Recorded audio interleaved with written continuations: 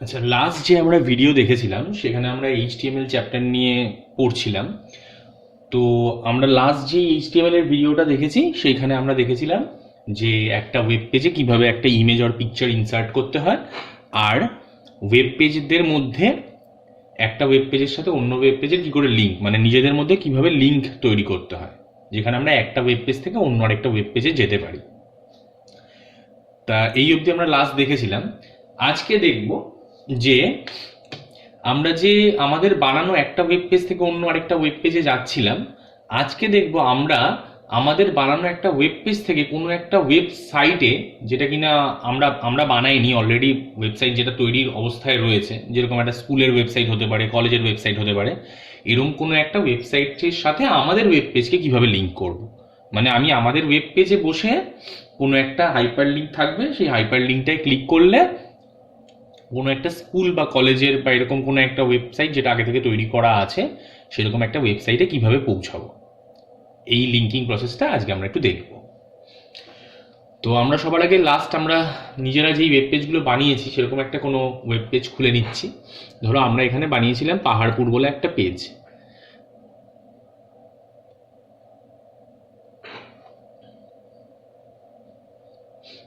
তো সেই ওয়েব পেজে কি করেছিলাম, আমরা পাহাড়পুর কলেজ বলে একটা কলেজের সম্বন্ধে কিছু ইনফরমেশন রেখেছিলাম, আর কিছু হরাইজন্টাল রুল আমরা টেনেছিলাম, আর লাস্টে আমরা হাইপার লিঙ্কের সাহায্যে দুটো আরও অন্য আমাদেরই বানানো ওয়েব পেজের সাথে এই পেজটাকে লিঙ্ক করেছিলাম, যেখানে একটা go to picture web page বলে একটা পেজ ছিল, আরেকটা go to my web page বলে একটা পেজ ছিল। আমরা চাইছি এবার এখানে আরও একটা লিঙ্ক থাকবে, যে কিনা আমাদেরকে এই ওয়েব পেজটার সাথে গুগলের ওয়েব পেজ, মানে গুগল সার্চ যে আমরা করি সেই গুগলের ওয়েব পেজের কানেকশন এস্টাবলিশ করবে, মানে এর সাথে গুগলের সার্চের পেজকে লিঙ্ক করবে এই আমাদের বানানো এই পেজটার সাথে। তাহলে তার জন্য আমাদের কি করতে হবে, আমাদের নিজেদের বানানো ওয়েব পেজটা যেটার সাথে আমরা লিঙ্ক করতে চাইছি সেটার উপরে রাইট ক্লিক করে ওপেন উইথ নোটপ্যাডে যেতে হবে, যেখানে আমরা পেজের এই ওয়েব পেজটার কোড দেখতে পাবো। আমরা কি করব, আমাদের আগে যে বানানো দুখানা লিঙ্ক রয়েছে হাইপার লিঙ্ক, সেখানে আরও একটা নতুন লিঙ্ক আমরা বানাবো। বানিয়ে আমরা যেই এ ট্যাগ ব্যবহার করে হাইপার রেফারেন্সের মধ্যে আমাদেরই বানানো অন্য কোনো একটা ওয়েব পেজের এক্সটেনশন সহ নাম মেনশন করতাম, সেইটা না করে আমরা কি করব এখানে, যে আমরা ধরো কোনো একটা ওয়েব পেজে গেলাম, তাহলে ধরো এটা আমাদের গুগল সার্চের পেজ রয়েছে এখানে। তো এই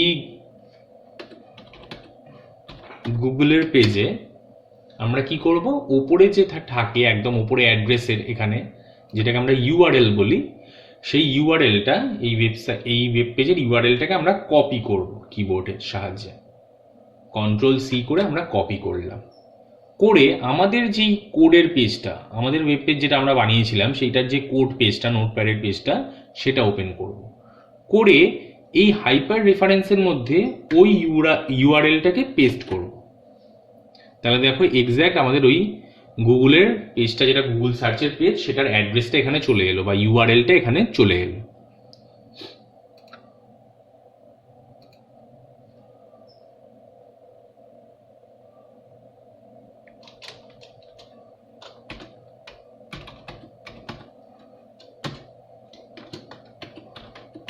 তাহলে এখানে আমরা হাইপার টেক্সটটাকে নিজেদের ইচ্ছা মতো চেঞ্জ করলাম, করে দেখো এইবার আমরা যদি এই পেজটাকে সেভ করি, ক্রস করলাম, সেভ অপশান এলো, সেভ করলাম, তাহলে আমরা এই গুগলের যে পেজটা খুলেছিলাম সেটাকে বন্ধ করে দিলাম। এবার আমরা এই আমাদের পাহাড়পুর যে পেজটা ছিল সেই পেজটা ওপেন করি। তাহলে ওপেন করে দেখছি কি, আচ্ছা ওখানে আমরা একটা লাইন ব্রেক ট্যাগ ইউজ করিনি বলে পাশাপাশি চলে এসছে। তো আমরা ওটা যদি নেক্সট লাইনে দেখতে চাইতাম তাহলে এখানে একটা বিআর ট্যাগ ইউজ করতে হতো আমাদের, এখানে একটা বিআর ট্যাগ ইউজ করতে হতো। সেভ করে দিলাম। তাহলে এবার যদি আমরা পাহাড়পুর পেজটা খুলি, দেখবো এখানে go to Google search page বলে একটা নতুন লিঙ্ক এসছে, হাইপার লিঙ্ক। তো এটার উপরে যদি আমরা ক্লিক করি, দেখো এইটার উপরে ক্লিক করলে আমাদেরই বানানো ওয়েব পেজের মধ্যে যাচ্ছে, অন্য একটা ওয়েব পেজ যেটা আমরা তৈরি করেছিলাম সেটাই যাচ্ছে। আমরা যদি এই গো টু গুগল সার্চ পেজে ক্লিক করি, তাহলে দেখো আমাদের এই গুগলের যে পেজটা ছিল গুগল সার্চের যে পেজটা সেই পেজে আমাদের চলে গেল। এবার এখানে আমরা অন্য কিছু যা ইচ্ছা লিখতে পারি।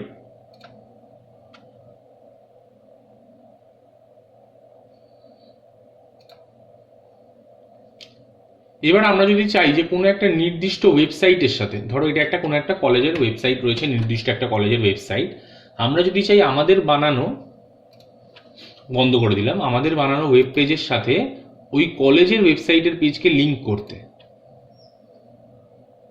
তাহলে কিছুই না, ওই কলেজের যে ওয়েবসাইটের ইউআরএলটা ছিল সেইটা কপি করে আমাদের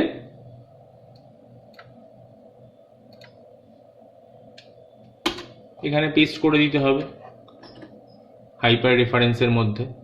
তাহলে আমরা কি করলাম, এই লাইনটাকে পুরোটাকে আমরা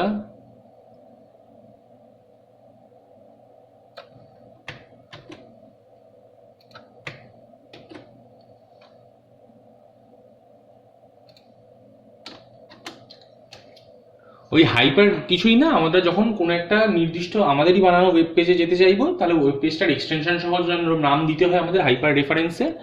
এখানে শুধু যেই ওয়েবসাইটে যেতে চাইছি সেই ওয়েবসাইটের ইউআরএলটা বা অ্যাড্রেসটা আমাদের এই হাইপার রেফারেন্সের মধ্যে মেনশন করতে হবে, এছাড়া আর কিছুই না। তাহলে এখানে দেখো আমরা ধরো লিখছি যেটা স্ক্রিনে দেখতে চাই, গো টু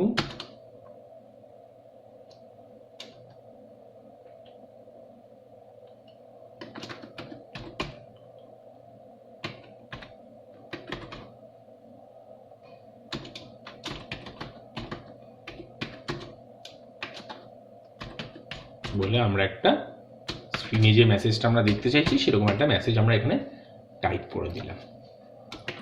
এখানে একটা বিআর ট্যাগ ইউজ করলাম, নাহলে পাশাপাশি দুটো লিঙ্ক চলে আসবে। তাহলে কিছুই না, আমাদের এই হাইপার রেফারেন্সের মধ্যে শুধু যেই ওয়েব পেজে আমরা যেতে চাইছি সেই ওয়েব পেজের অ্যাড্রেস বা ইউআরএলটাকে আমাদের কপি করে জাস্ট পেস্ট করে দিতে হয়, এছাড়া আর কিছুই তফাৎ নেই। তাহলে এটাকে আমরা ক্লোজ করার সময় সেভ করলাম, করে এবার যদি আমরা এই পেজটাকে ওপেন করি, তাহলে দেখো এখানে আরেকটা নতুন লিঙ্ক চলে এসছে, হাইপার লিঙ্ক। সেটার উপরে ক্লিক করলে আমাদের ওই কলেজের ওয়েবসাইটের পেজটা খুলছে, যেই ওয়েব পেজের সাথে আমরা লিঙ্ক করেছিলাম। তাহলে এইভাবে চাইলে আমরা আমাদেরই বানানো ওয়েব পেজের সাথে অন্য কোনো যে কোনো অলরেডি বানানো যে ওয়েবসাইটগুলো আছে ইন্টারনেটে, সেরকম কোনো একটা ওয়েবসাইটের সাথে আমাদের পেজটাকে কানেক্ট করতে পারি।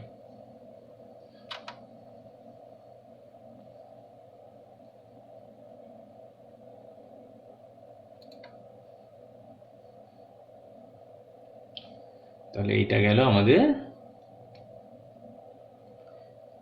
বানানো কোনো ওয়েব পেজের সাথে। আচ্ছা, এই যে লিঙ্কটা আমরা করেছিলাম, আমাদের কম্পিউটারে ইন্টারনেট কানেক্ট করা আছে বলে আমরা এই গুগল সার্চ পেজে, আমাদের ওয়েব পেজ থেকে গুগল সার্চ পেজে বা এই কোনো একটা কলেজের ওয়েবসাইটে আমরা যেতে পারছি। যদি আমাদের কম্পিউটারে ইন্টারনেট কানেকশন না থাকতো, তাহলে কিন্তু আমরা এই আমাদের ওয়েব পেজ থেকে ওই ওয়েবসাইটগুলোর পেজে আমরা যেতে পারতাম না। ধরো আমাদের কম্পিউটারে আমরা ইন্টারনেটটা অফ করে দিয়েছি, তাহলে যদি আমরা এই পাহাড়পুর পেজ থেকে, আমাদেরই বানানো পাহাড়পুর পেজটা থেকে যদি আমরা ওই গুগল সার্চের পেজে যেতে চাই, তাহলে কিন্তু আমায় দেখাবে এরকম যে this site cannot be reached because no internet, মানে ইন্টারনেট কানেকশনটা নেই। তাহলে ইন্টারনেটে বানানো অলরেডি ইন্টারনেটে অ্যাভেলেবেল কোনো ওয়েবসাইটে আমরা যদি যেতে চাই, আমাদের ওয়েব পেজের সাথে তার কানেকশন করতে চাই, তাহলে আমাদের অবশ্যই কিন্তু কম্পিউটারে ইন্টারনেট কানেকশন থাকতে হবে, নাহলে কিন্তু আমরা ওই ইন্টারনেটে অ্যাভেলেবেল ওয়েব কোনো পেজের মধ্যে যেতে পারবো না, আমাদের পেজের সাথে সেই পেজকে কানেক্ট করতে পারবো না।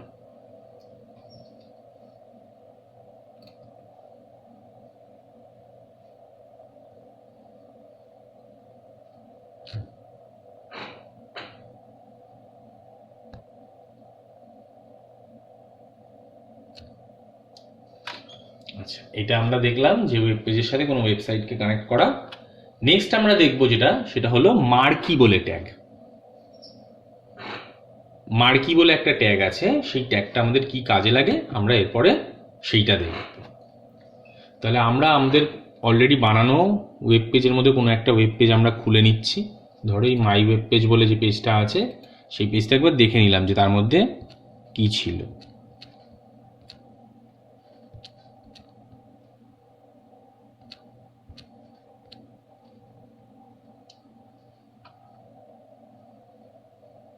তাহলে এখানে রিফ্রেশমেন্ট বলে একটা পেজ আমরা ছিল যেখানে আমরা নেস্টেড লিস্ট বানিয়েছিলাম। এবার এই মার্কি ট্যাগটার কাজ হলো, এই মার্কি ট্যাগটা আমাদের স্ক্রিনে একটা স্ক্রলিং এফেক্ট দেয়। স্ক্রলিং এফেক্ট বলতে আমরা অনেক সময় এরকম হয়, ইন্টারনেটে কোনো একটা পেজ ভিজিট করেছি, সেখানে আমরা দেখছি কোনো একটা নির্দিষ্ট ওয়ার্ড বা কোনো একটা লাইন স্ক্রিন দিয়ে এরকম চলে যাচ্ছে, মানে মুভিং টেক্সট, মানে লেখাটা মুভ করছে স্ক্রিনে। তো সেই মুভিং এফেক্টটা দেওয়ার জন্য আমাদের এই মার্কি ট্যাগ ব্যবহার করা হয়।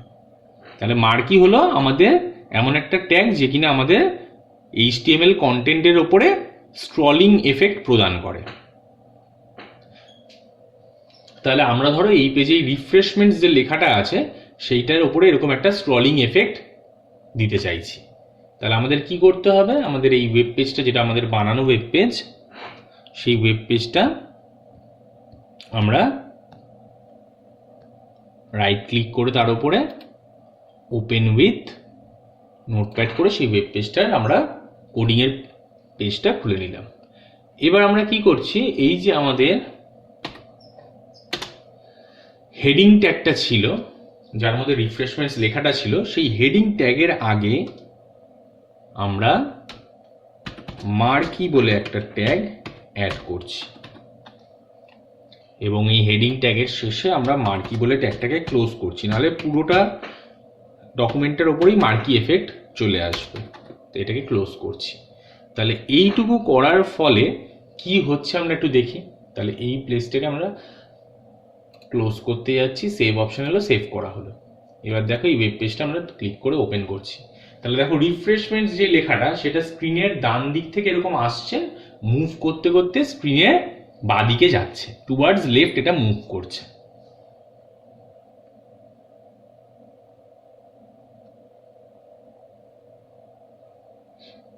তাহলে মার্কি ট্যাগটা আমাদের কি করে, যেরকম স্ক্রিনের কন্টেন্টের ওপরে আমাদের ওয়েব পেজে যে কন্টেন্ট আছে সেই ওয়েব পেজের কন্টেন্টের ওপরে এরকম একটা স্ক্রলিং এফেক্ট ও অ্যাপ্লাই করে। এই যে স্ক্রলিং এফেক্টটা, এইটা বাই ডিফল্ট এই যে মার্কি ট্যাগ, এই মার্কি ট্যাগের বিভিন্ন অ্যাট্রিবিউটস হয়। যেরকম আমরা দেখেছিলাম বডি ট্যাগের বিজি কালার বলে অ্যাট্রিবিউট হয়, ইমেজ ট্যাগের SRC বলে অ্যাট্রিবিউট হয়, অ্যাঙ্কার এ ট্যাগের HREF বলে একটা অ্যাট্রিবিউট হয়। সেরকম এই মার্কি ট্যাগেরও বিভিন্ন অ্যাট্রিবিউট আছে, যার সাহায্যে আমরা এই মার্কি এফেক্টগুলোর মধ্যে বিভিন্ন চেঞ্জ করতে পারি। তাহলে আমরা দেখছি কি হচ্ছে, যেই লেখাটা যে কিনা এই স্ক্রিনের মধ্যে মুভ করছে সে কি করছে, স্ক্রিনের ডান দিক থেকে আসছে এবং বাঁ দিকে ভ্যানিশ হয়ে যাচ্ছে, গিয়ে আবার ডান দিক থেকে আবার নতুন করে আসা শুরু হচ্ছে। আমরা চাইলে এটার বিভিন্ন এফেক্ট আমরা এইটার চেঞ্জ করতে পারি। এই যে যেটা হচ্ছে সেইটাকে বলা হয় বিহেভিয়ার, মানে এই মার্কিটা কিরকম ভাবে বিহেভ করছে, এর বিহেভিয়ারটা কিরকম, এ স্ক্রল করে চলে যাচ্ছে, মানে স্ক্রিনের একদিক থেকে আসছে এসে অন্যদিকে ভ্যানিশ হয়ে যাচ্ছে, স্ক্রল হয়ে ভ্যানিশ হয়ে যাচ্ছে। আমরা চাইলে এইটার অন্যান্য আরো বিহেভিয়ারও আমরা এখানে সেটাকে অ্যাপ্লাই করতে পারি। যেরকম ধরো আমরা এই ওয়েব পেজটাকে আবার রাইট ক্লিক করে ওপেন করছি। বাই ডিফল্ট একটা মার্কির বিহেভিয়ার হয় সবসময় স্ক্রল, মানে সে সবসময় মার্কির যে কন্টেন্টটা মার্কির ভেতরে, মার্কি ট্যাগের ভেতরে যে থাকবে কন্টেন্টটা, সে সবসময় স্ক্রল করবে, মানে স্ক্রিনের একদিক থেকে এসে আরেক দিকে চলে গিয়ে ভ্যানিশ হয়ে যাবে, গিয়ে আবার নতুন করে আসা শুরু হবে। আমরা চাইলে এই মার্কির বিহেভিয়ারটাকে মার্কি ট্যাগের মধ্যে বিহেভিয়ার বলে একটা অ্যাট্রিবিউট ইউজ করব। সেই বিহেভিয়ারটা আমরা, যেটা বাই ডিফল্ট স্ক্রল হয়ে থাকে, SCROLL স্ক্রল হয়ে থাকে, সেটাকে আমরা চাইলে স্লাইড বলে করতে পারি। বিহেভিয়ারটা, মার্কির বিহেভিয়ারটা স্লাইড করতে পারি। স্লাইডে কি হয় একটু দেখে নিই, আমরা পেজটা দেখলেই বুঝতে পেরে যাব। স্লাইডের ক্ষেত্রে কি হয় দেখো, স্ক্রিনের ডান দিক থেকে ওই লেখাটা, আমাদের যে লেখাটার উপরে মার্কি এফেক্ট অ্যাপ্লাই করেছি, মার্কি ট্যাগ অ্যাপ্লাই করেছি, সেই লেখাটা এলো, এসে কি হবে একটু দেখো।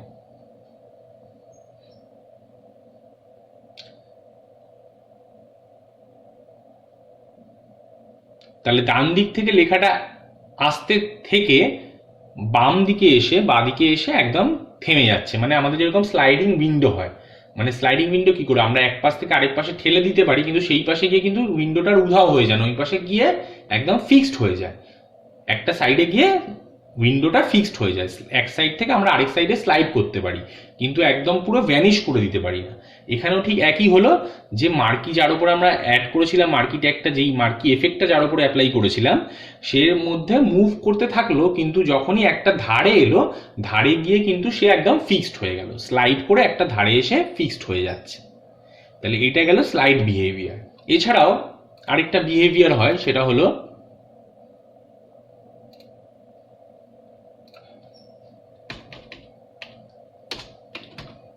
অল্টারনেট বলে। তাহলে এইটার ক্ষেত্রে কি হয় একটু আমরা দেখে নিই।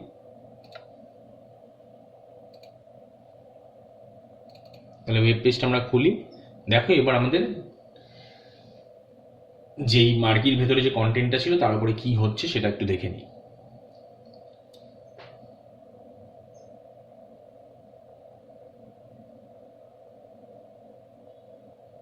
তাহলে অল্টারনেটের ক্ষেত্রে কি হচ্ছে আমরা দেখতে পাচ্ছি, যে অল্টারনেটলি মানে একবার এক সাইড থেকে আরেক সাইডে আসছে, আবার এই সাইড থেকে অন্য সাইডে যাচ্ছে, মানে স্ক্রিনে অনবরত এটা মুভ করতে থাকছে। প্রথমে রাইট টু লেফট এলো, আবার লেফট টু রাইট ওই কন্টেন্টটা যাচ্ছে।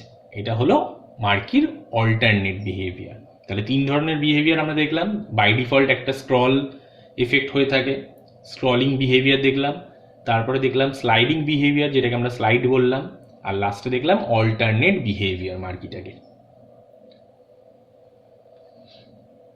তো এটাকে আমরা ক্লোজ করে দিলাম, দিয়ে আমরা বিহেভিয়ার এই যে অ্যাট্রিবিউটটা ব্যবহার করেছিলাম সেটা মুছে দিলাম, মানে বাই ডিফল্ট স্ক্রল করেই রেখে দিলাম।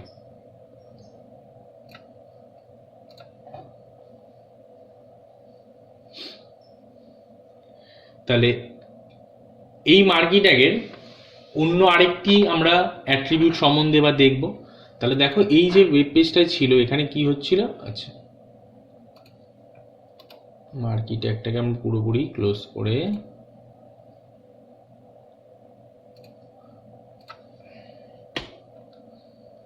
আচ্ছা দেখো আমাদের ট্যাগের মধ্যে একটা ইনভার্টেড কমা থেকে গেছিল, ডাবল ইনভার্টেড কমা, সেই জন্য কিন্তু আমাদের ওই এফেক্টটা ওখানে হয়নি। তাহলে আমাদের যদি ট্যাগের মধ্যে কিছু সামান্যতম ভুল হয়, যেভাবে লেখার নিয়ম, সেটা আমরা যদি নিয়মটা না মানি, তাহলে কিন্তু আমরা যেটা চাইছি সেটা কিন্তু হবে না। তাহলে দেখো একটা জাস্ট ডাবল ইনভার্টেড কমার জন্য আগেরবার কিন্তু এই মার্কির এফেক্টটা হয়নি, রিফ্রেশমেন্টসের ওপরে মুভিং এফেক্টটা কিন্তু পড়েনি আগেরবার। তাহলে এবার ধরো আমরা আমরা দেখছি যে কি হচ্ছে, এইটা মার্কির ভেতরে যে কন্টেন্টটা সেটা স্ক্রিনের ডান দিক থেকে আসছে, এসে বাম দিকে ভ্যানিশ হয়ে যাচ্ছে। তাহলে এইটা হচ্ছে যে একটা ডিরেকশন দেওয়া রয়েছে এই মার্কি ট্যাগটাকে। ডিরেকশনটা কি? ডিরেকশনটা হলো লেফট, মানে এ টুয়ার্ডস লেফট মুভ করছে। তো সবসময় যে মার্কি ট্যাগের ভেতরে কন্টেন্টটা লেফটের দিকেই মুভ করবে এরকম নয়, আমরা চাইলে ডিরেকশন চেঞ্জ করতে পারি। তো সেই ডিরেকশন চেঞ্জ করার জন্যে ডিরেকশন বলে একটা অ্যাট্রিবিউট আমরা ব্যবহার করি, যেখানে কিনা আমরা যেই ডিরেকশনের অ্যাট্রিবিউটের মধ্যে যেই ভ্যালুটা আমরা সেট করি, মার্কির ভেতরের কন্টেন্টটা সেই ডিরেকশনে মুভ করে। তো বাই ডিফল্ট একটা মার্কির ডিরেকশন সবসময় লেফট হয়, মানে কন্টেন্টটা টুয়ার্ডস লেফট মুভ করে। তো আমরা যদি চাই যে বাই ডিফল্ট যেটা সেট করা থাকে সেটা যদি আমরা না ব্যবহার করতে চাই, তাহলে আমরা নিজেদের পছন্দ মতো ডিরেকশন নিজেরা সেট করে নেব। তাহলে ধরো আমরা এখানে মার্কি ট্যাগের ভেতরে ডিরেকশন বলে অ্যাট্রিবিউটটাকে আমরা ব্যবহার করছি বলে, এই ডিরেকশনের মধ্যে যেটা কিনা বাই ডিফল্ট লেফট হয়ে থাকে, সেটাকে যদি আমরা রাইট বলে এখানে ভ্যালুটাকে সেট করি, তাহলে দেখো আমাদের ওয়েব পেজটার উপরে কি চেঞ্জ হবে একটু দেখে নিই। দেখো এইবার কিন্তু এই মার্কির ভেতরে কন্টেন্টটা টুয়ার্ডস রাইট মুভ করছে, মানে লেফট থেকে রাইটের দিকে যাচ্ছে।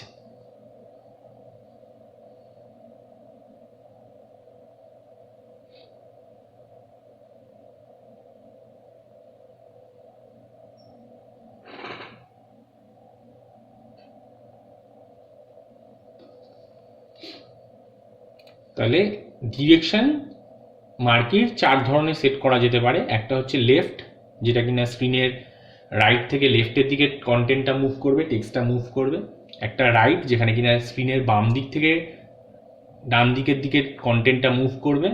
আরও দুটো হয়, সেটা হলো আপ এবং ডাউন, মানে টুয়ার্ডস ওপরের দিকে আপের দিকে মুভ করবে কন্টেন্টটা, আর টুয়ার্ডস ডাউন মানে নিচের দিকে মুভ করবে কন্টেন্টটা, মার্কির ভেতরে যে কন্টেন্ট।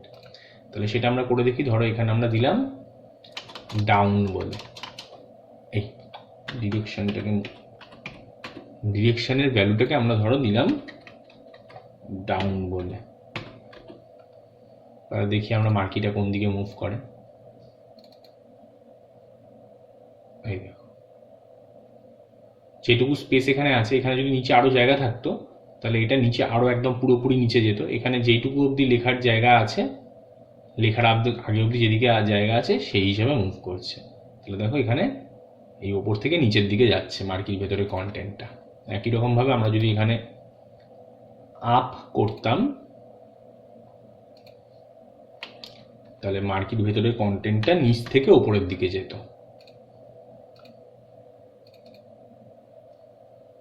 দেখো নিচ থেকে ওপরের দিকে যাচ্ছে। তাহলে আমাদের এই মার্কির ভেতরে কন্টেন্টকে আমরা চারটে ডিরেকশন দিতে পারি। একটা হলো লেফট, রাইট, আপ এবং ডাউন। নেক্সট আমরা দেখব যে এই মার্কিরগুলো ব্যাকগ্রাউন্ড কালার সেট করা যায়। সেটা কিভাবে করবো একটু আমরা দেখে নিই। তাহলে ধরো এই ডিরেকশনটা আমরা কিছু দিলাম না দিয়ে এবার আমরা এর ব্যাকগ্রাউন্ড কালার সেট করতে চাইছি। ব্যাকগ্রাউন্ড কালার মানে যেটা কিনা বিজি কালার বলে অ্যাট্রিবিউট, সেই অ্যাট্রিবিউটটার মধ্যে আমরা ধরো একটা কালার মেনশন করলাম রেড বলে।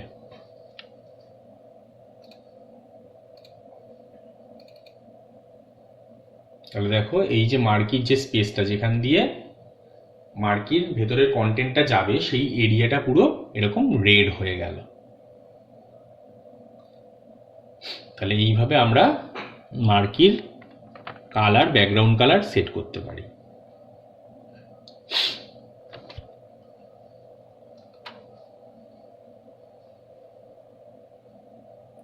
তাহলে মার্কি ট্যাগের তিনখানা অ্যাট্রিবিউট আমরা দেখলাম, বিহেভিয়ার, ডিরেকশন আর ব্যাকগ্রাউন্ড কালার বা বিজি কালার যেটা অ্যাট্রিবিউটটার নাম। তাহলে মার্কি ট্যাগ যে সবসময় যে এরকম টেক্সটের উপরেই কাজ করবে এমন না। মার্কি ট্যাগটা কিন্তু আমরা যে কোনো HTML পেজের মধ্যে যে কোনো কন্টেন্টের উপরে আমরা অ্যাপ্লাই করতে পারি। মানে আমরা চাইলে একটা পিকচারের উপরে ওই মার্কি এফেক্ট দিতে পারি, মানে স্ক্রলিং এফেক্ট দিতে পারি। আবার চাইলে একটা হাইপার লিঙ্কের উপরেও এরকম দিতে পারি। আমরা অনেক সময় দেখি বিভিন্ন ওয়েবসাইটে যখন আমরা ঢুকি সেখানে আমরা দেখি যে ধরো এই যে হাইপার লিঙ্কগুলো আছে সেগুলো স্ক্রিনে এরকম মুভ করছে, মানে এক পাশ থেকে আরেক পাশে যাচ্ছে। তাহলে এই হাইপার লিঙ্কগুলোর উপরে এরকম মার্কি এফেক্ট দেওয়া যায়। তাহলে ধরো আমরা একটু দেখে নিই কিরকম ভাবে দেয় সেটা। তাহলে যেই হাইপার লিঙ্কের যে ট্যাগটা আছে, মানে যেটা কিনা এ ট্যাগ, সেই এ ট্যাগের মধ্যে আগে আমরা যদি এই মার্কিটাকে ট্যাগটাকে ইউজ করি, আচ্ছা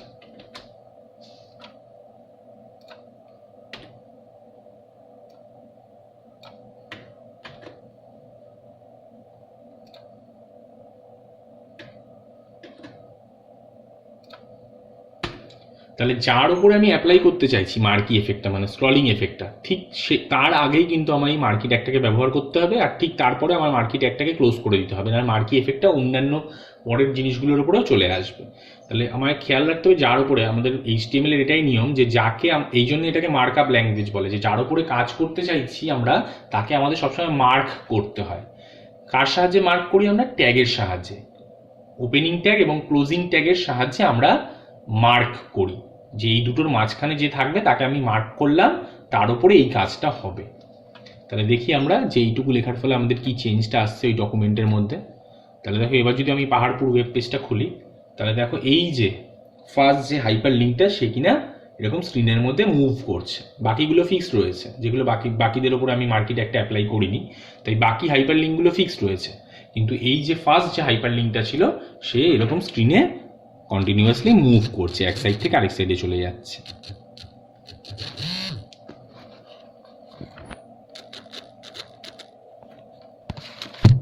তাহলে পরের হাইপার লিঙ্কগুলোর ওপরেও যদি আমি এই এফেক্টটা দিতে চাই, তাহলে সেগুলো আমরা আমাদের মতো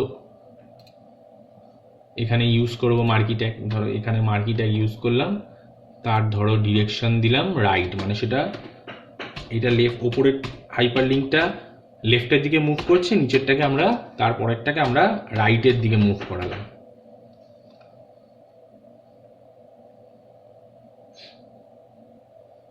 তাহলে এখানে আমাদের মার্কি ট্যাগটাকে ক্লোজ করতে হবে। তারপরে যে হাইপার লিঙ্ক আছে তার উপরে আমরা মার্কিটাকে ইউজ করলাম, করে এর বিহেভিয়ারটা ধরো আমরা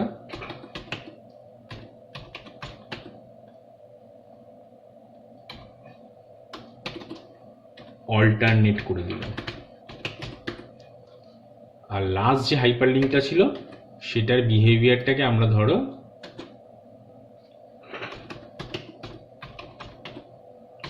স্লাইড করে দিলাম। আচ্ছা, বিহেভিয়ার স্পেলিং কিন্তু আমাদের আমেরিকান ইংলিশে ইউজ করতে হবে। আমরা এখানে যেটা লিখেছি তার জন্য কিন্তু কোনো কাজ হবে না, বিহেভিয়ারটা আমাদের ওআর রাখতে হবে। তাহলে এখানে যেখানে যেখানে মার্কিটা ইউজ করলাম সেগুলোকে আমাদের ক্লোজ করতে হবে।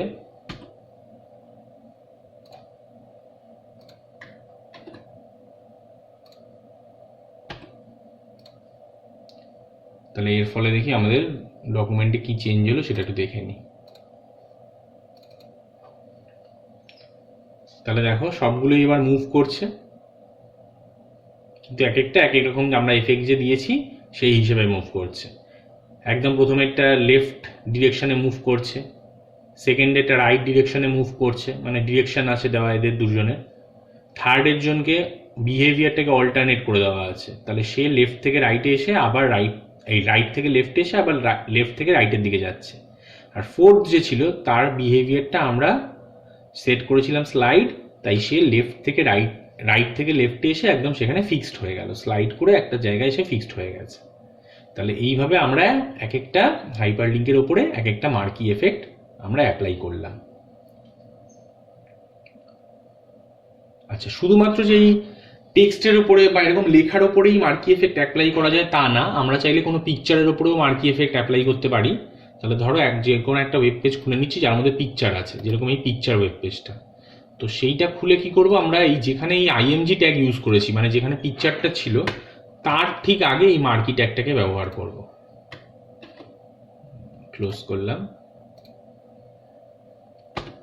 আর ধরো এটাকে সেভ করলাম। এবার এই পেজটাকে আমরা ওপেন করি। দেখো আমাদের যে পিকচারটা রয়েছে, ইমেজ, যেখানে একটা পিকচার তো ব্যাকগ্রাউন্ডে সেট করা আছে পেজটার বডি পোর্শনের ব্যাকগ্রাউন্ডে, আরেকটা পিকচার যেটা আমরা আইএনজি এসআরসি বলে আইএনজি ট্যাগ ইউজ করে এই পেজে ইনসার্ট করেছি, সেই পিকচারটার আগে আমরা যেহেতু মার্কি ট্যাগ ইউজ করেছি, ওই পিকচারটা এরকম স্ক্রিনে স্ক্রল করছে, মার্কি ট্যাগের এফেক্টটা ওই পিকচারটার উপরে অ্যাপ্লাই হয়েছে।